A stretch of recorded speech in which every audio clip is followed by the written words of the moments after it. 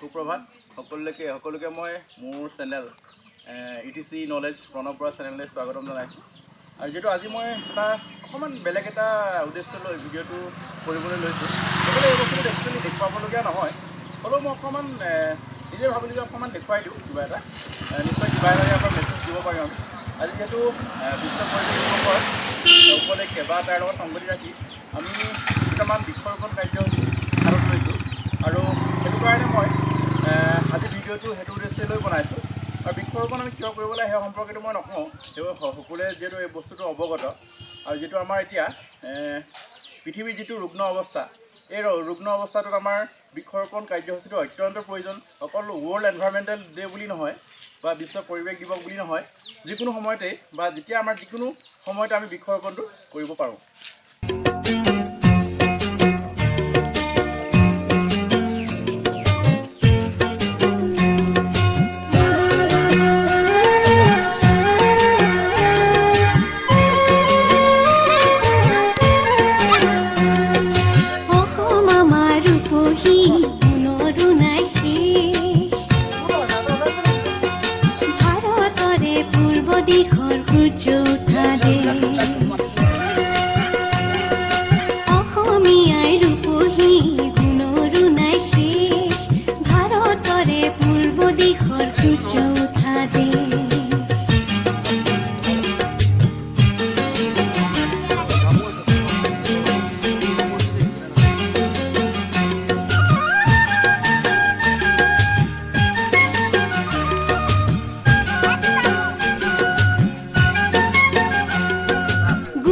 জীবন বিচাৰিলে অলেতি বখৰাতি, গোটেই জীবন বিচাৰিলে অলেতি বখৰাতি, অসম দেশৰ দৰে নেপাওঁ ইমান ৰসাল মাটি, অচিৰ অভিনন্দীয়া তোমাৰ সেউজ পৰিৱেশ, ভাৰতৰে পূৰ্ব দিশৰ সূৰ্য উঠা দেশ।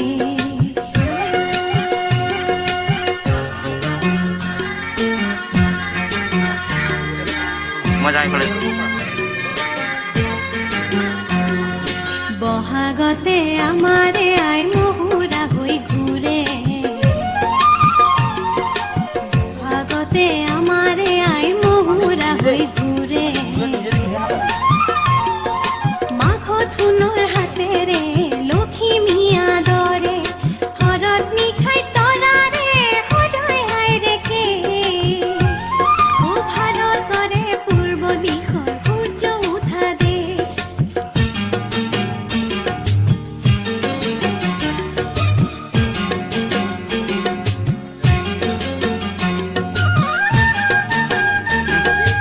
বৃক্ষৰোপণ কাৰ্যসূচী যিটো আমি অব্যাহত ৰাখিছোঁ, আৰু যিটো মই বহুত দিনৰ পৰা দেখি অহা মোৰ এজন দাদা আছে। এই দাদাজন যিহেতু পৰিৱেশ দিৱস বুলি নহয়, যিকোনো সময়তে মই গছ ৰোৱা দেখোঁ, সেই দাদাজনৰ পৰা অকণমান কিবা এটা মই জানিব বিচাৰোঁ। কিবা এটা আপুনি কওক। মই মানে কি ভাবোঁ যে আমাৰ উঠি অহা প্ৰজন্মই যদি গছ নোৰোৱে, ভৱিষ্যতে এতিয়া মানুহখিনিয়ে গছ ৰোৱা নাই। বৰ্তমান দেশত ক'ভিড পৰিস্থিতি যদিও মই কণ মইনাহঁতক লৈ আনিছোঁ যে ভৱিষ্যত প্ৰজন্মই শিকক যে গছ ৰুলে, আৰু গছ ৰুলেহে পৃথিৱী বাচি থাকিব। এইটো যিহেতু এতিয়া মই কওঁ যে পৃথিৱী এটা ৰুগ্ন সময়, এতিয়া আমি সকলোৱে জ্ঞাত নহয় জানো, এই বিষয়ে ক'ব নালাগে, কিন্তু এই সময়ত আমাৰ গছ ৰোৱাটো অত্যন্ত প্ৰয়োজন নহয় জানো। আৰু যিহেতু মই এইটো বস্তুত দেখিছোঁ, আপুনি অকল স্পেচিয়েল ডে বুলি নহয়, যিকোনো সময়তে গছ ৰুৱে, তাৰ প্ৰাসংগিকতাটো অকণমান মোক কৈ দিয়কচোন। আচ্ছা, অকল 5 তাৰিখে যে বিশ্ব পৰিৱেশ দিৱসতে গছ ৰুব সেইটো মানে নাই, আৰু প্ৰত্যেকে মানে যিকোনো সময়ত আমি গছ ৰুব লাগে, যিকোনো ঠাইতে আমি গছ পালেহে ৰুম সেইটো নহয়। বাৰীত কঁঠাল আছে, আম আছে, তাকো যদি আমি নদী কিনাৰ বা আমি স্কুলৰ ছাইডতে ফিল্ডৰ কিনাৰ ৰুওঁ, তেতিয়াও যথেষ্টখিনি উপকৃত হ'ব। কিন্তু আমাৰ মানুহে আজিকালি খুব বেছিভাগ দেখা যায় গছ কটাহে দেখায়, গছ ৰোৱাটো দেখা নাযায়। গতিকে মই ভাবোঁ আমাৰ গেলাবিলৰ পৰা বা মোৰ ফালৰ পৰা মই কৈছোঁ, আটাই গছ ৰুবলৈ আহক, আৰু আমি সদায় এখন সুন্দৰ পৃথিৱীয়ে বিচাৰোঁ। ধন্যবাদ। বিশেষকৈ মোৰ দাদাজনৰ পৰা মই গম পালোঁ, আৰু তেওঁ যিহেতু খুব নিস্বাৰ্থভাৱে এই কামটো বহুত দিনৰ পৰা কৰি আছে, আৰু মই ভাবোঁ যে আমি এইটো কৰিব লাগে। একচুৱেলি আমি যিকোনো ঠাইতে যিকোনো সময়তে আমি বৃক্ষৰোপণ কৰিব লাগে।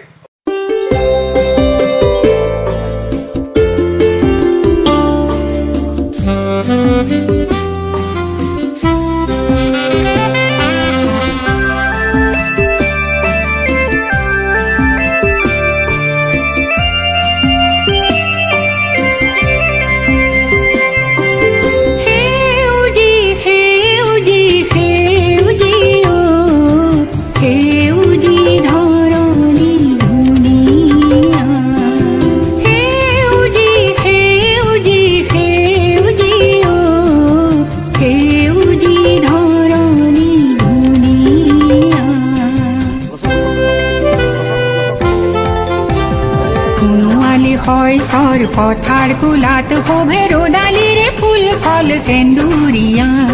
সোণোৱালী শইচৰ পথাৰ কোলাত শোভে ৰ'দালিৰে ফুল ফল সেন্দুৰীয়া সেউজী সেউজী সেউজী অ সেউজী ধৰণী ধুনীয়া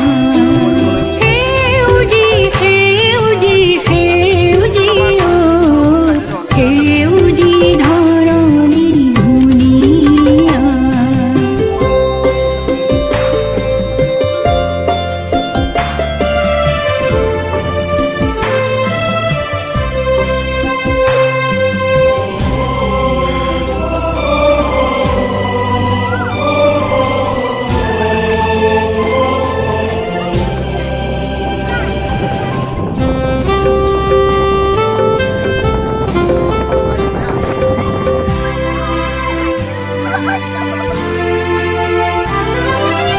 আমাৰ চকুলোৰে পানী দি জীয়ালো মানে কি মধুৰে ধাৰ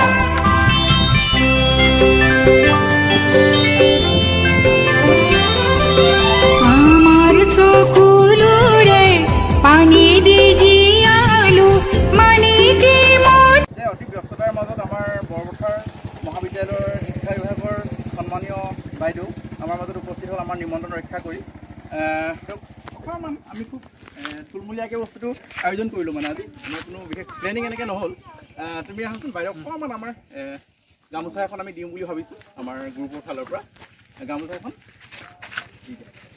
আৰু লগতে বাইদেউক এটা আমি গছপুলিও উপহাৰ হিচাপে দিম গামোচাখন তুমি বাইদেউক পিন্ধাই দিয়া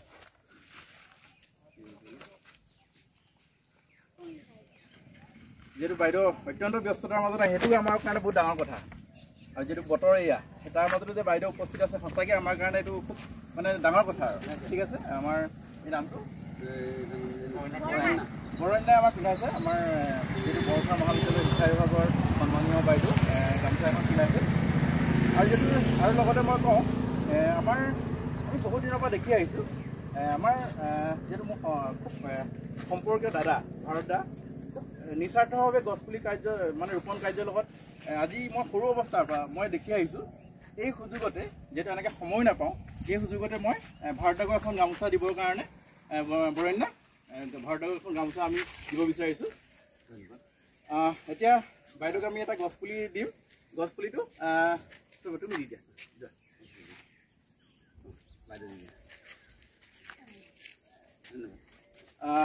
এয়া আছিলে আমাৰ কাৰ্যসূচী আৰু বিশেষকৈ আৰু আমি গছপুলি যিহেতু ৰুবলৈ আছে এতিয়া আমি নেক্সট আমি বাইদেউৰ হতুৱাই এটা গছপুলি ৰুম আৰু এনেকৈ আমি আৰু অলপ কাৰ্যসূচী আমি হাতত লৈছোঁ কাৰ্যসূচী মানে অইন বিশেষ একো নাই গছপুলি ৰোপণ কাৰ্য হয়তো আজি গোটেই দিনটো আমি গছপুলি ৰোপণ কাৰ্যৰ লগত জড়িত হৈ থাকিম সেউজী সেউজী সেউজী অ সেউজী ধৰণী ধুনীয়া সেউজী সেউজী সেউজী অ সেউজী ধৰণী ধুনীয়া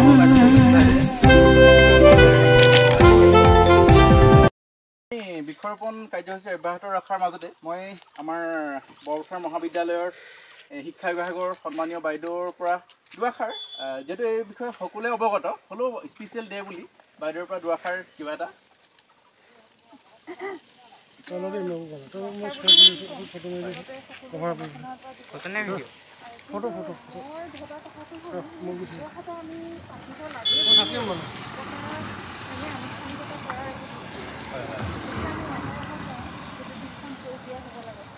সেউজীয়া হ'ব লাগে বুলি কওঁতে দায়িত্বখিনি আমাৰ ওপৰলৈকে আছে দিৱস এটা উদযাপন কৰিবলৈকে গছজোপা ৰোৱাটোৱে আমাৰ সেই দায়িত্বটো শেষ নহয় গছজোপা প্ৰতিপালন কৰা বা গছজোপাক আমি ধুনীয়াকৈ ডাঙৰ হ'বলৈ দিলেহে পৃথিৱীখন সেউজীয়া হৈ থাকিব গতিকে সেই